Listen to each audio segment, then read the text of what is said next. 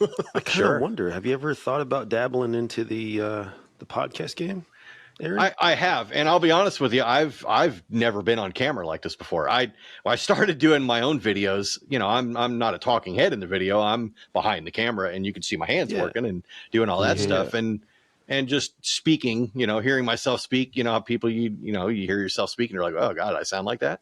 But listening, going through the editing process and everything, and I realized, it's not that bad, and then I listened Mm. to some of the things. I haven't listened to a lot of them, but I listened to a few of the things just to kind of check in on it. It's been a while, and it's like, well, that doesn't sound bad. It's pretty informative, and I go back to my own stuff Right. and get a little Yeah. refresher sometimes. But I was nervous doing all of that, but I could take my time and I could edit all of my goofs out of there, and but I as far as mean, being on camera like this is new for me. I've never done this yeah, I mean, before, you're well spoken. You got, No. you got your etiquette. I mean, I appreciate that. it might be It's a platform. challenge. You might, yeah. I've thought about it, and that's one of the reasons. And I'll be honest with you, when I got the invite, when Scott sent me the invite to do this, it took me a minute to answer back, and it's because I didn't really know.